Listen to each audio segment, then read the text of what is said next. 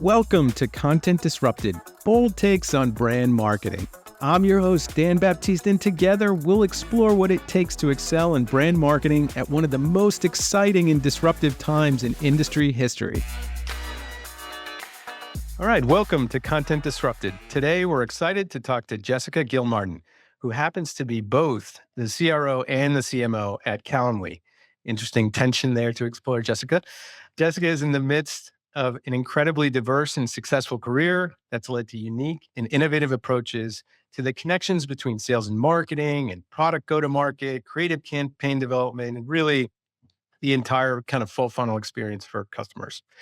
You're going to want to take notes for this one. So, like all of us, Jessica is tasked with doing more with the same or less resources. She's here today to share her blueprint for success and how she does it and share all of her secrets. So, Jessica, thrilled to have you on the program. Thanks for joining us. Yep. Thanks for having me. Of course.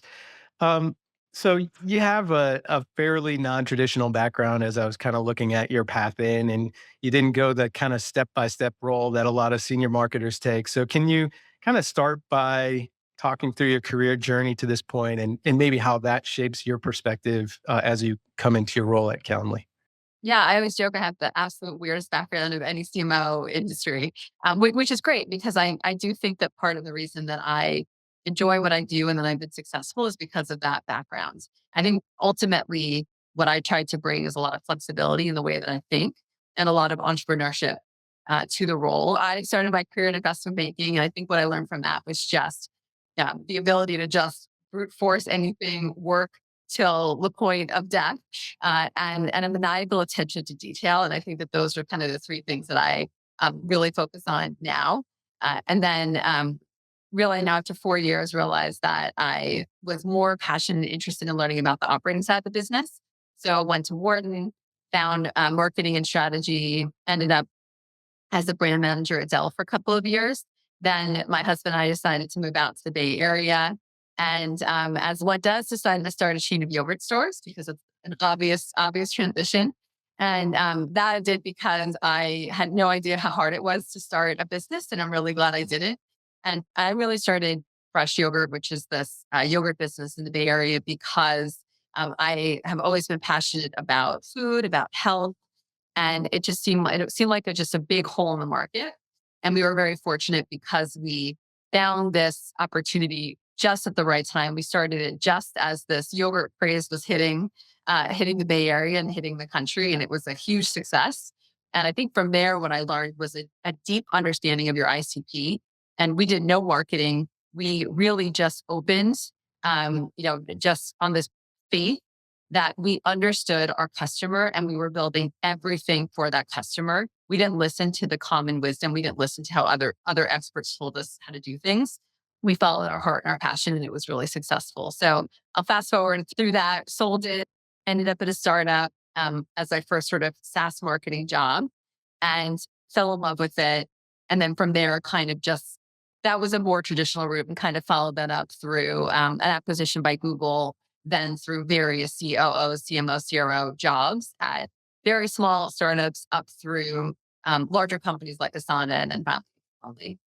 What was your experience like as you moved through that acquisition personally, kind of going from a startup to be embedded within Google?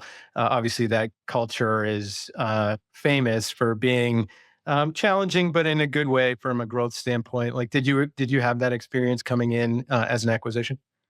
It was really hard.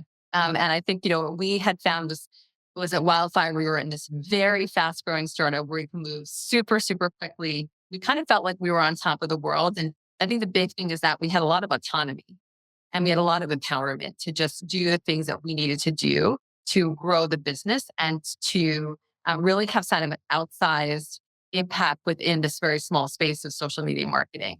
And they were brought by Google. And then we were just this teeny little dot.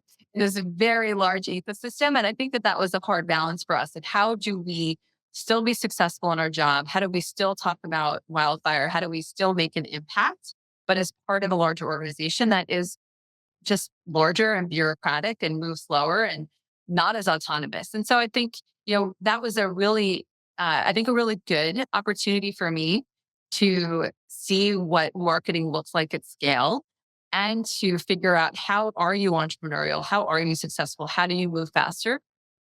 But in an environment where you have to be collaborative and you have to work across a lot of teams. And I think that that helped me a lot in later years of balancing being fast moving and being entrepreneurial, but also being patient and recognizing that not everything can be done immediately. Not everything has to be done immediately. You have to sometimes slow down to get that approval and to get awareness and acceptance by lots of people, which is so much of my job now. Is that painful to slow down when you're so fast moving? So people, and it definitely took me a really long time to accept that. And I think you have to constantly balance that of like, you can't be too patient, but you can't be too impatient. And I think that that's something that I struggle with a lot. So, if I get this right, you arrived at Calendly about 2 years after that large funding round. Being in and around the startup community, that's always an interesting tension, right? You get this huge money, comes with huge expectations. You've been running the business as a startup for, quote unquote startup. Now you're viewed as, a multi-billion dollar organization. Can you talk about walking into that, what the environment was like, what pressure you faced, what challenges you faced, and kind of how you needed to drive change into the organization and maybe why you joined there in the first place, given the life stage or growth stage that the company was in? One of the things that attracted me most about Calendly was that it had been bootstrapped from day one and that it was profitable and it continues to be profitable. And even during the heyday of the sort of pandemic fueled tailwinds, when everybody was doing the growth at all costs, Calendly wasn't. Calendly has always been focused on efficiency and profitability. And having been at multiple very unprofitable startups for quite a few years, I don't think I had realized the impact of being at a profitable company and how important that is. And one thing that I really think a lot about is how different my life is and my team's lives are because we're at a company that fundamentally has a solid business model and doesn't have to figure out how to get to profitability. And that makes a really big difference in terms of the work that you can do and the investment decisions that you make. And I think the great thing about Tope, our CEO, and the executive team and our board is that they have never changed the way that they work because we took this big funding round. The funding, the environment and the operating rhythm and model didn't change pre and post funding.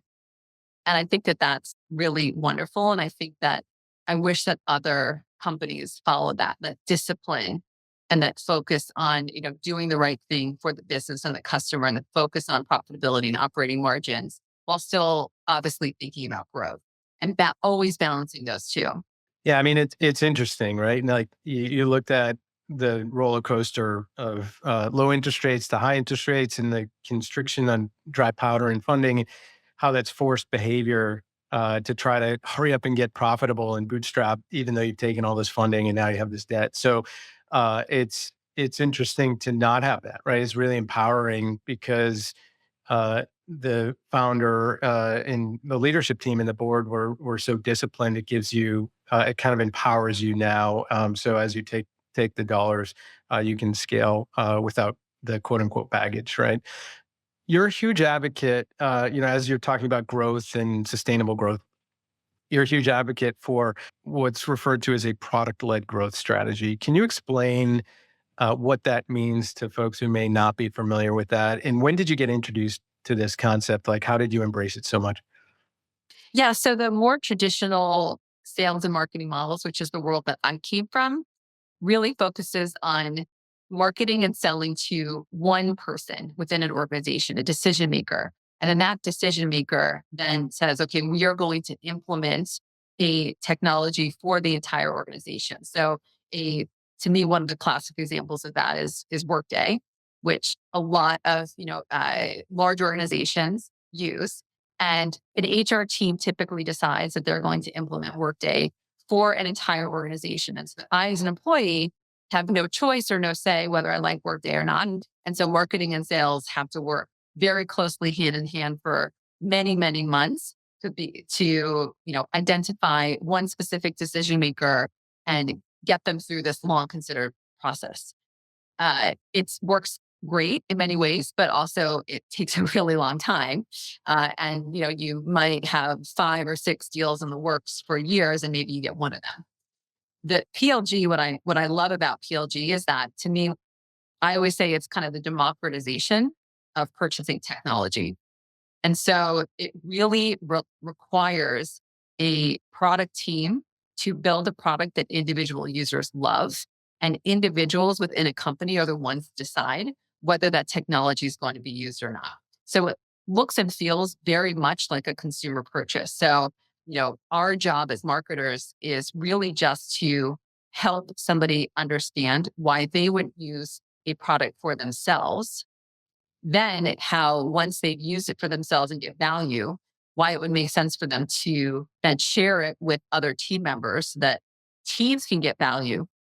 And then as it percolates and spreads throughout an organization, usually organically and virally, then our job as marketers and salespeople is to say, hey, now there's large pockets within one organization that are using our product. Now, how do we consolidate it? How do we get somebody at that senior level to see that many people within an organization are getting value from it? So maybe there's an enterprise license that everybody within the organization can do. So it's much more complicated and windy and twisty to ultimately get to that decision maker. But that path, to me, is actually quite interesting and requires a lot of like innovation and creativity and collaboration with sales and product to get there. And how long does that take on an average?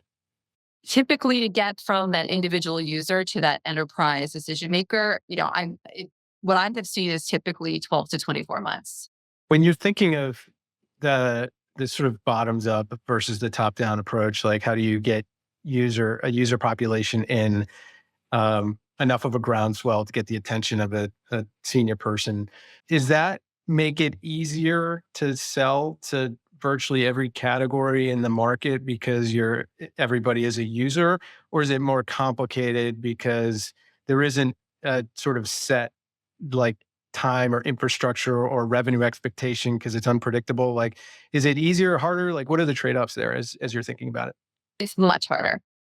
Much, much harder, because in a typical sort of tops down motion, you have one very clear ICP, so customer persona. And so if, and I've done this before. I sold software to recruiters at Piazza, which was a recruiting software technology. And you knew exactly the way recruiters thought. You knew exactly the messaging that made sense to them. You had very clear comparables and logos. Like, it was very much a rinse and repeat. When you have a bottoms up model, you have literally hundreds of ICPs, and you have every single possible industry and persona and use case. And so it's literally impossible for you to create a repeatable playbook. It's not, you can't do it. And so, and then when you're thinking about your ad targeting, you're thinking about your case studies and your messaging and your activation playbook, you have to just fork into so many different directions, and you have to make a lot of really tough choices and say, okay, we know we're not going to be able to get to every use case and industry. How do you segment them intelligently? How much do you segment? Should you do generic use cases? Should you do generic targeting? Or do you have to do these very specific target, knowing that you're not going to be able to hit probably 50 to 60% of the personas that use you? So it's just a lot. You have to make a lot tougher prioritization and trade-offs in a bottoms up model. To that point, where is the line that you're seeing? So obviously, you hear so much about personalization, and you're in this case impossible for the most part to personalize down to that micro ICP. Are you personalizing to roles and use cases? Do you get all the way to industries and roles and use cases within those industries? Like, at what point is the juice not worth the squeeze, and what does that line look like to you? So what I'm typically seeing from my personal use as well as companies that I have worked with is you want to get at most 2 to 3 industries that you're going to focus on, and that has to be those tend to be very, very clear use cases. So from Calendly's perspective, financial services is a huge use case, a huge industry for us. And it's a pretty common use case. So that's the good thing is that we can do industry targeting and it generally looks the same. So we can do it. Then there are a couple of other industries like professional services. And even that is hard because professional services then breaks down to lawyers and accountants. And so you got to kind of go down a rabbit hole pretty quickly. And so we try to be pretty disciplined, say we're really going to only focus on like two professional services industries in financial service and say that's really all that we can do. And if the use cases are relatively homogenous within an industry, then it makes sense to try to do that. Then from a persona perspective, you can typically only get, maybe 3 to 4 personas. But again, the use cases have to be pretty homogenous within that persona for you to be able to target them well. Otherwise, you're going to be trying to speak to people and the use case doesn't make a lot of sense, then it's not going to be relevant. So if that's the case, why go at this bottoms up approach versus a clear kind of top down? Like, what are the benefits? I've heard the frustrations, and when we're thinking of why this is an attractive path, like what would you say to that? It's all about CAC. It's all about customer acquisition costs, and the CAC for a bottoms up model should be almost nothing. And so that's the huge advantage is that from a capital perspective, it should be much, much less. And also just the ability to have it spread within an organization is, that again should be almost free. And so that's really the big difference is just the deployment of capital should be dramatically less with a bottoms up model than with a tops down model. I also think it's great because you get a ton more data and validation about product market fit than you do from a tops down. Yeah, because users are choosing to use you and you see right away whether you have value there. So you mentioned CAC is almost nothing. What are the tactics that work? Is it, do you need a freemium model? Do you need, what are some of the common practices when you're looking at customer acquisition? What's wonderful at Calendly and what's truly unique is that we literally have zero acquisition costs. And if marketers are, every time I tell a marketer this, they just die within. Do they throw tomatoes at you? And I hide as I tell them this because we have such a viral product. Everybody knows Calendly because everybody has gotten a Calendly link. And when you get a Calendly link, you think, God, this is magical. Why am I not using a Calendly solution? And you go on and you sign up. And so that is an incredible acquisition model for us. And so a freemium model is super important for us because our customers are our marketers. And so it's the most valuable thing for us is to get as many meetings as possible scheduled with Calendly. And then what happens in certain industries like education, like financial services, is people say, why are you not using Calendly? Like my previous financial advisor used Calendly. Why are you not doing that? And so they feel this pressure to be using it. And then, uh, um, the most, colleges, for example, they have to be really competitive. And so when other colleges are using Calendly for admissions and for counseling, they look and say, hey, we have to be competitive. We have to be modern. We have to use it. And so that's, to me, that's the dream. That's the ideal state is you have users that are marketing for you because you have something that is incredibly valuable. So that's like number one above any other innovation on models, on pricing is really thinking about the product value and what value your users are getting from it. And is there virality? And the way that I think about it a lot is internal virality versus external virality. And so Calendly has like off the charts external virality. There are other products that have really strong internal virality. So maybe a little bit harder to get that first user, but there's so much value from that user spreading it within an organization, collaborating with an organization that internally it's super viral. Slack is probably the best example of that. Asana was another great example of that, where you have advocates that are saying you have to use this product because it's so amazing. And so they are very invested in getting other people within the organization to use it and it grows that way. So I'd say like number one is thinking about that from a product perspective, the value that you drive. And then number two is thinking about the model that makes sense. And yes, absolutely. You need to figure out, how does somebody see the value of your product before they pay? And there's so many different ways. And I think that that's just really an experimentation, and also thinking about what's the value that you drive. So for Calendly, because external virality is so important to us, we have a really juicy freemium model, where there are people that have used us for years and years and years, use us, like they get so much value of Calendly, but they don't pay for it because they use us in a way that's free. So I think it's just very dependent upon the company, their business model, their product, that should drive the business model. And can you design for that, either internal or external virality, or is it you have to kind of get a product in market, find fit, find how people are using it, see where the value lies, and then react? Or can you start to think through that from the beginning and say, how do we almost build this future that we want? I think you should have a vision of what that would look like. But I think the best thing to do is just get something out in the market. I think it's hard to, and dangerous to over engineer from the beginning, because that's goes back to like, hey, you've got a limited amount of money, a limited amount of time. And I also think what's dangerous is trying to promote virality and trying to get people to use Teams features, or use the more expensive features or premium features before they've seen value from the free stuff. And I've seen that happen a lot. I've seen people make that mistake a lot, which is they're so focused on the things that they want their customers to do, that they're not actually focused on what their customers want to do. Like, you have to be driven by what the customers want, not what you want them to do.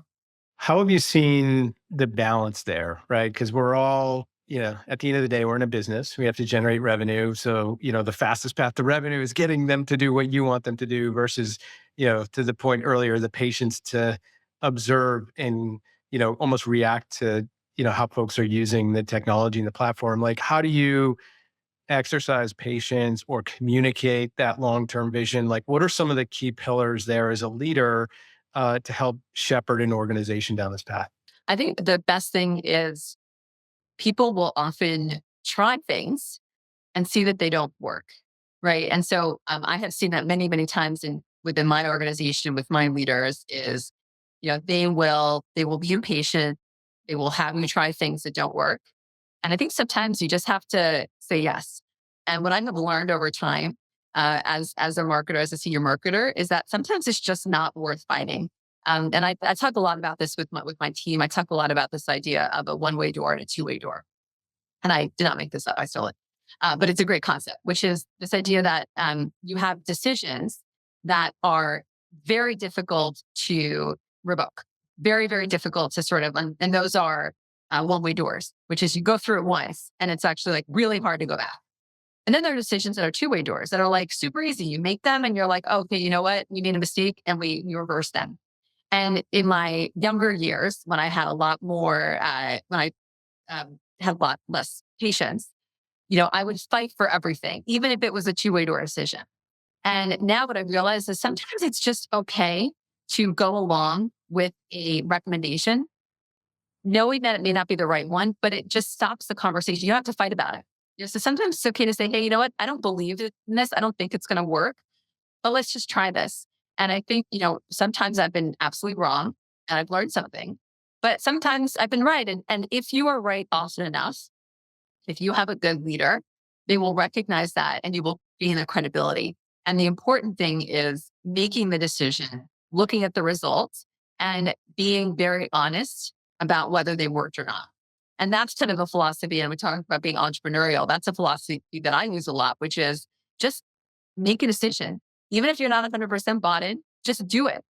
And if it, and but the most important thing is looking at the results and being intellectually honest. Even if it was your suggestion, if it was wrong, I was wrong. And then you move on. So that would be my like number one advice is, sometimes you just have to try things and it's okay if you don't believe it.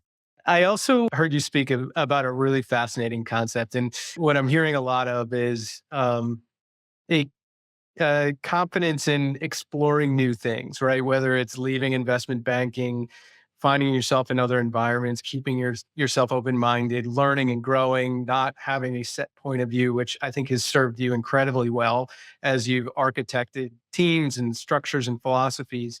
One of which you've coined is creative destruction, which sounds cool and dangerous. Can you kind of explain that concept so that we can unpack it a little bit?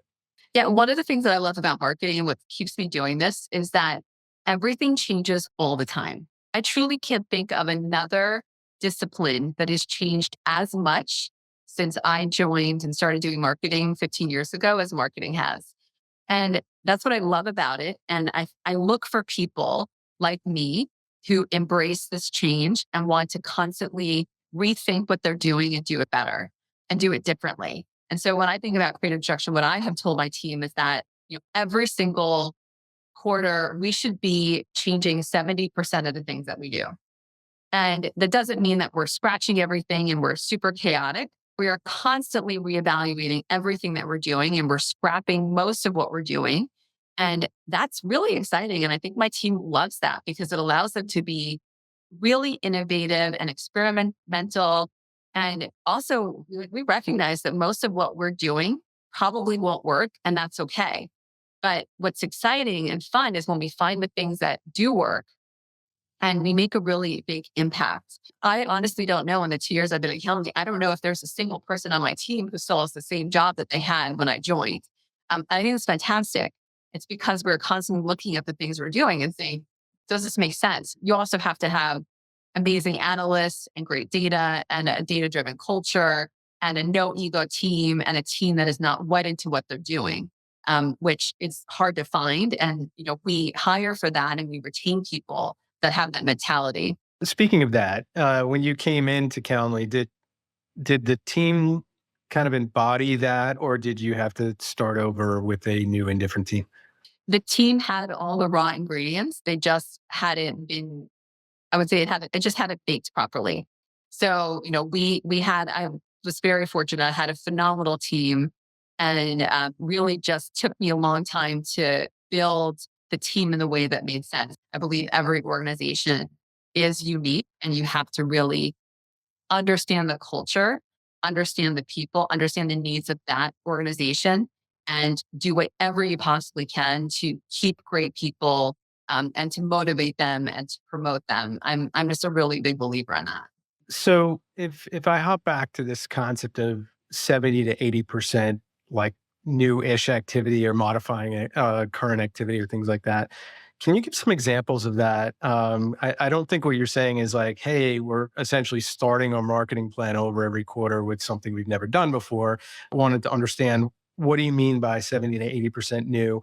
And then two, as you're changing at that level of innovation or disruption, whatever we want to kind of coin that is, how do we think about capturing and repeating what actually does work and retaining that? Like, how do you balance that in a culture where you're kind of, dropping a bomb and rebuilding, dropping a bomb and rebuilding? Like, can you describe that a little bit? Yeah, and I definitely wouldn't say that it was like dropping a bomb and rebuilding. It to me, it's much more evolutionary. And it's basically planting seeds every quarter that then grow. And sometimes, you're like, hey, the seeds aren't working, right? It's not budding. And so we're going to pull those out. And sometimes it's, let's put lots of water on the seed because it's going to grow into a huge, beautiful tree and it's going to be very, very successful. So that's how kind of we think about it. So I guess a class example for us over the past probably 6 to 9 months is, and by the way, this is not me mostly driving it. This is me encouraging my team to come up with ideas and then we prioritize them and we fund them. I certainly am not going to take credit for my team's great work, but a classic great example is influencers. And what we had noticed through surveys of our customers, as well as obviously just looking out in market, is that social, whether it's LinkedIn or whether it's YouTube or Instagram, that's just where more and more people are looking for information about technology and about purchases. And so, we said, hey, we've got people that already work on social. We've got people that work in PR. Why don't we start to dabble in influencer marketing and, paid influencer marketing, organic influencer marketing? So let's just dabble with it. Let's just find one person and see how that goes. And that felt like that was successful. And then we started to sort of say, hey, what are KPIs? And then we started to say, what are KPIs that we want to measure this and say, is this worth it? Is this worth the investment? Those seem to all pan out in terms of like, we seem to be hitting our KPIs, exceeding them, getting good feedback from customers, getting good engagement, seeing results. So let's then invest more in that. And so over the past 6 to 9 months, we've just invested more and more and more in influencer marketing. So it went from it's a experiment to it's a core part of our strategy. And as we're looking at that, we're saying, people that have typically worked in traditional PR, is PR actually serving our needs anymore? Like, is that where our customers are?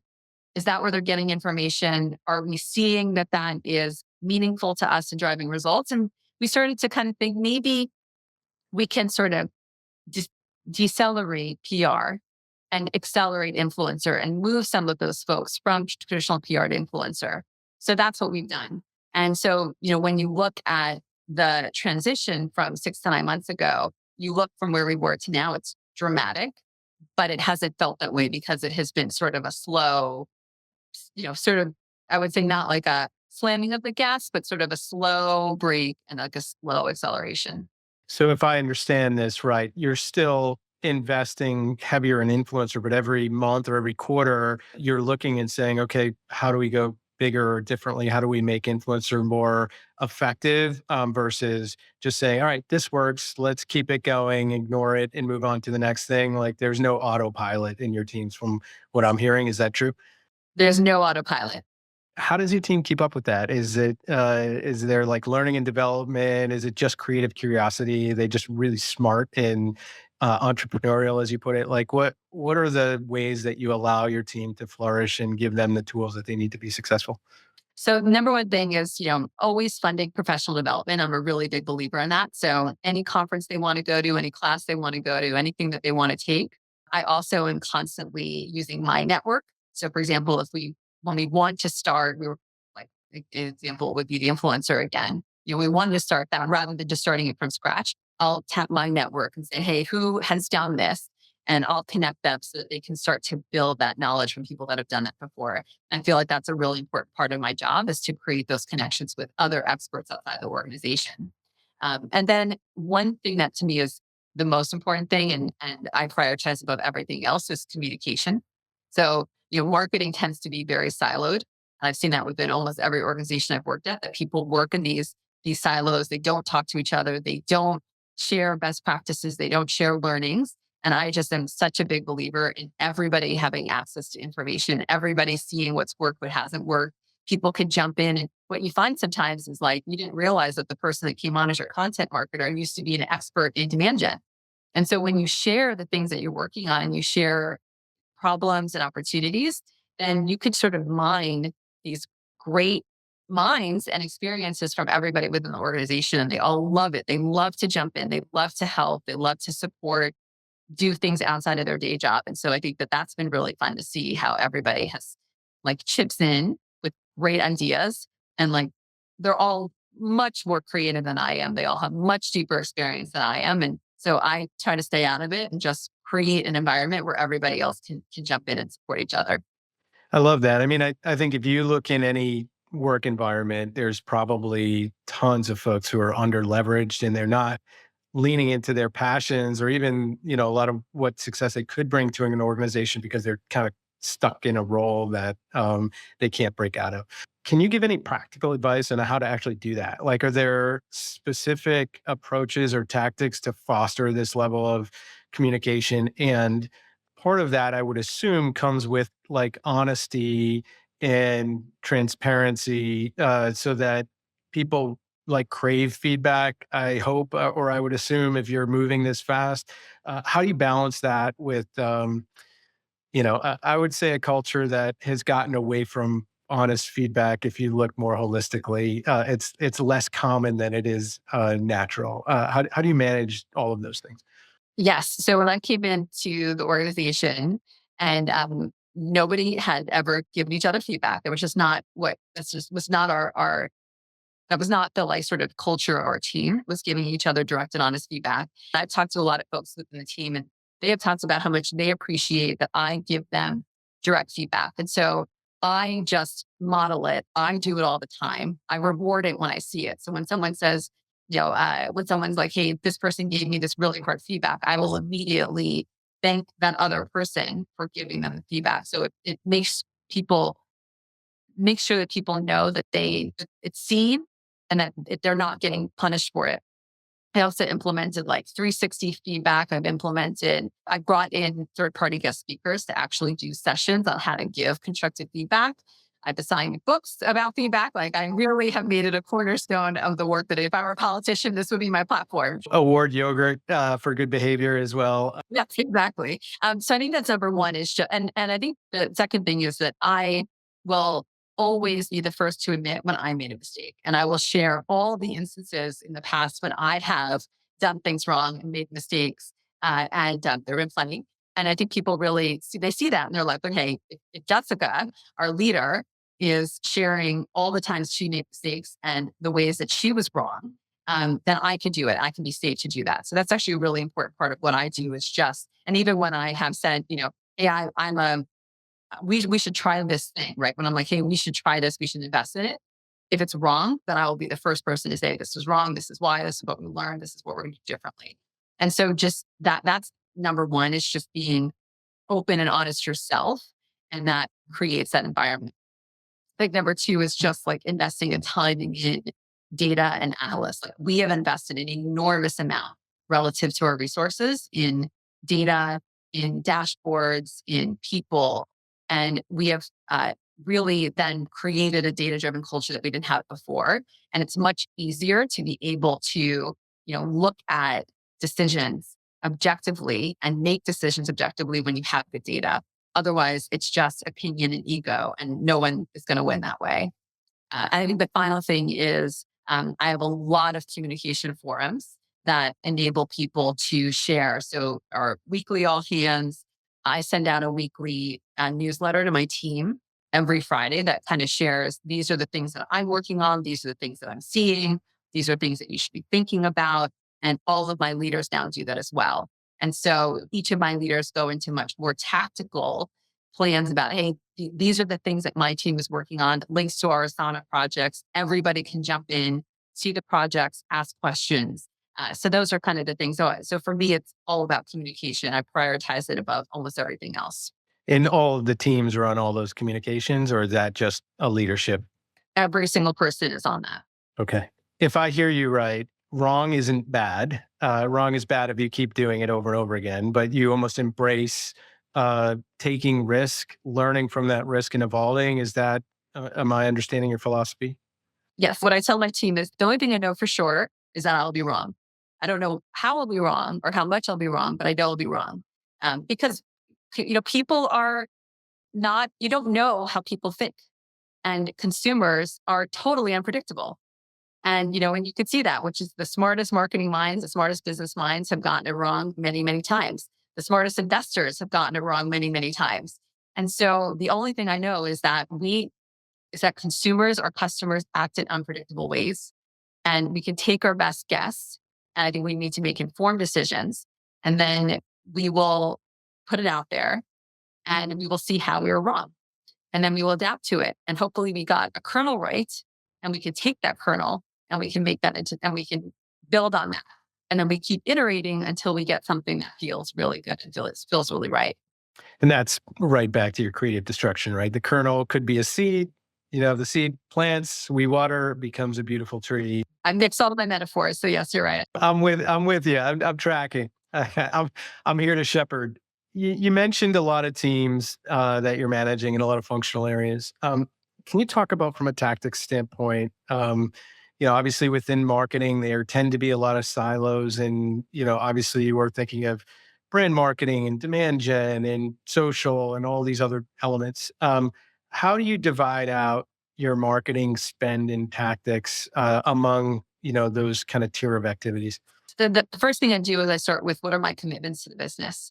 So that's a long conversation with the finance team around what do they actually need for us to drive, from a sign up perspective, a lead perspective, and then from a financial perspective, what do I need to do to drive that? So I really start with the demand gen piece and really kind of the direct lead, the direct search piece, because that's the most important thing. Is I want to make sure that I have, before I allocate anything else, I am fulfilling my commitments to the business that my CEO, my CFO are expecting from me. And I'm just sort of trying to do that as efficiently as I possibly can, and assuming that I'm going to be able to get some efficiency from that. Then, it's really about advocating with my CFO and my CEO about all the other things that I think are important to the business. And that's the stuff that you can't measure and, are not going to have a direct bottom line result, but that are important for the long-term health of the business. And those are all the brand investments, the PR, the influencer, the product marketing. And typically, what I do is I will try to gather the, the asks from my team first about what they would like to fund for the next year, and then I aggregate that, and then have conversation with the other executives around why these things are important.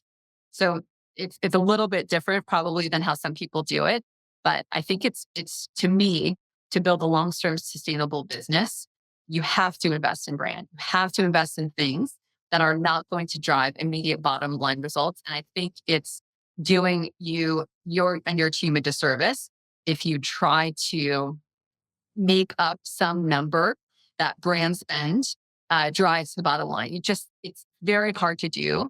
And I don't think it's going to be successful long term. Like you can maybe get away with it for 1 year, but then the next year, your CEO and your CFO are going to say, "Hey, we didn't see X% return on your brand spend. We're going to cut it." And I think it's just much better to have the conversation of, where I'm not going to promise you any short term results, but this is why it's important in the long term. When you're having that conversation, I love that perspective. I think it's really interesting to it's like eat your vegetables and then you can have whatever else you like, unless you really like vegetables. I know you're really healthy, Jessica. But to not attribute brand marketing to direct response outcomes, I think is, untethering that. But I would also be curious or challenge this idea of like one without the other doesn't work, right?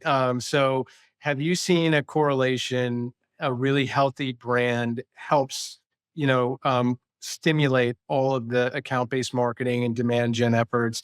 If everything is purely demand gen with no brand equity or loyalty or affinity, like good luck, it's all price and promotion, or otherwise you're in a kind of a quote unquote fluffy brand environment with no direct correlation back to the business. That doesn't work either. To your point, you might have a 1 to 2 year term and then they say thanks for your service, but here's the door. So would you agree with that approach, and is there anything you would add to that? Yeah, and there's a whole to me, there's a really interesting new world of like marketing mix modeling, which is trying to get to that, which is trying to say, hey, if you start to invest in, if you're investing in real billboards, if you're investing in top of funnel, if you're investing in connected TV, TV ads, all these things, what's the direct revenue impact? I think we're pretty nascent there, so I'm confident that at some point we're going to get to a world where we can measure top of funnel spend. I don't think we're quite there yet. But I think trying to have that argument with a CEO and CFO is a tough one to have. I think and I believe it. So I very, very firmly believe that brand spend drives immediate results. It's just very difficult to measure right now. And so it's just not a conversation that I want to have, because I only want to have conversations with my CEO and CFO that I can justify, because to me, credibility is like the most important thing. And when you just say things like, I believe it and I feel it, and like, why wouldn't you just give me this money? It's not helpful. And they say, I don't believe it. It's not a helpful conversation. And it just, I think, puts me in the back foot. So I'd rather even though I believe it, I'd rather just separate those conversations, because I can't right at this moment justify it and prove it. I think that's smart. You mentioned performance and measurement and having a team of analysts. What are some of the things you're measuring, and are those things consistent throughout the year, or as you're changing, your creative destruction is creating new activities? Does that change what you measure, or do you measure a consistent set of KPIs and data sets continually? Yeah, we try to keep them consistent throughout the year, but it changes depending on what we're measuring. So when we're looking at these brand investments, we're looking at content, we're looking at impressions, we're looking at engagements. When we're looking at direct spend, obviously, and leads, we're looking at hard measurements like pipeline and sign up spend and CAPs. So I think it's important to measure things consistently over time because people need to have a benchmark and people need to know what they're trying to achieve. But I think it's very dangerous if you are trying to measure, for example, content creation and to Google search. Like those things are never going to be the same. If you did that, you would never invest in content. You'd never invest in social because they would never look good. If we kind of move over to your new role, which is owning both revenue and marketing, often those two sort of functions are at odds. And I think maybe that's because it's like a credit issue, maybe like, you have like, and that gets back to ego, right? Like, no, I brought this in and they're like, no, I did. And look at it came in through this channel. Um, what have you learned by integrating that? One, are the teams integrated? And two, if they are, like, what have you learned by moving into a shared function here? And has that changed how you think about team composition and structure and roles and things like that? Like, what's that experience been like for you? Yeah, so I have really loved having both teams, and I was very nervous about taking on sales, but it's really been wonderful, and it's been wonderful not only for me but for the teams. And I think especially in a PLG SLG hybrid where you have mostly a bottoms up model, but you also have a sales motion, it's actually fantastic to have the teams working together because you're making decisions that are best for the company and not best for one versus the other. And I think one of the big challenges in this model is trying to understand when do you drive a customer to sign up versus when do you drive a customer to a salesperson as a lead. It's super, super difficult. It's very complex and it's very controversial when you have a sales team. It's very difficult conversations when you're a marketer who's saying, hey, like this is probably best for the company and it's the most efficient for the company for them to not go to sales, but then you've got a sales leader who has a bunch of mouths to feed. And so those are very difficult. But when you have everything under one roof, then you are making decisions that make sense for the company and not for just one team. So to me, that's probably the biggest advantage of having them all under one roof. And you are right sizing the sales team and you're right sizing the budget for the leads and not the other way around. And that has been one of the best things that we have seen is that we are making sure that our lead volume is appropriate for our sales team, that we're not overspending on leads. So our efficiency is super high. And that to me, most importantly, we're doing what's right for the customer. So if the customer like really wants to sign up and use the product, even if they are a director in a Fortune 500 company, we're not forcing them to talk to a salesperson. Many companies would. We're just letting them sign up. And if a small mom and pop wants to talk to a salesperson, well, we're not probably not going to let them do that, but we have other ways. We have very cost effective ways to get them to talk to someone at customer support so they get their questions answered. So to me, that's been the absolute best result is just that we're making much better decisions for the company and much better decisions for our customers. All right. So you're not at Calendly. You are, but this is a fictitious example. I'm not telling you any new information. You're a marketer that's responsible for a full go to market. You want to move into maybe this PLG style model, but none of that exists today. What are the foundational things you should start putting into place to try to conquer this? And what are the watch outs or the dangers that people need to be aware of? So the most important thing is really thinking through your customer journey and making sure that you have all of the touch points available because user acquisition is just the first component of PLG. So in a typical SLG model, like marketers basically stop once they've gotten the lead. That is not the case at all. That is the first step in a PLG model. And you have to think about the getting the person to the website, getting them to sign up, getting them to activate, getting them to convert, getting them to retain. And that requires different skill sets, different teams, different technology, different data. Your data sources often aren't speaking to each other. And so you've got to knit that all together so you can have a full picture of the customer journey. And then you have to build relationships with product in a way that you haven't before. And so that you are, and customer support, so that you are understanding roles and responsibilities because they can get very messy. And you're also not either forgetting important parts of the customer journey or you're not stepping over each other and overlapping, which can often happen. I mean, at a previous company, we discovered that we were sending like 60 to 70 emails to customers in the first few weeks because all these different teams were sending emails, but not talking to each other. That's bad. You don't want to do that. And obviously, you've gotten incredibly skilled at this approach. Are there resources or books or mentors or any of that you could point people to say, hey, I would love to like learn more or get good at this, but I don't have the experience that Jessica has. Like, are there any resources you would point people toward? The absolute best person right now is Kyle Couliar, who is at OpenView, and he has a blog called Growth Unhinged. And he just has the absolute best stuff. He talks to all the smartest people in the industry and writes these super, super detailed write ups on their models. So, and he also points you to other people that you should be looking at. So you can find him on LinkedIn or on Substack.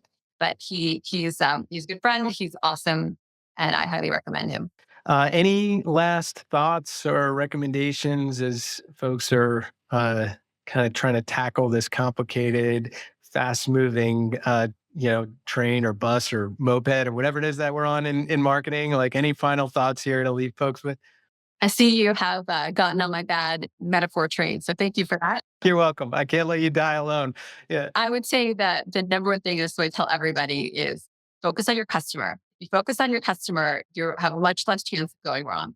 Don't focus on what you want the customer to do. Don't focus on your efficiency, your growth, what your boss is telling you that you should do. Focus on the customer, understand your customer deeply, understand their motivations, understand their journey, and build for that.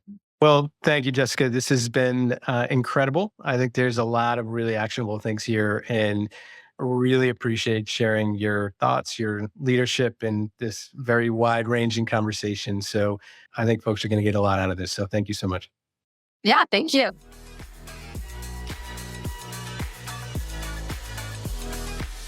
Thank you for listening to Content Disrupted, brought to you by Skyward. To stay up to date on the latest ideas and insights in brand building and content marketing, visit our website at skyward.com. That's skyword.com. Join us for our next episode, where we'll continue to challenge marketing norms and inspire you with fresh strategies for growing business through brand storytelling.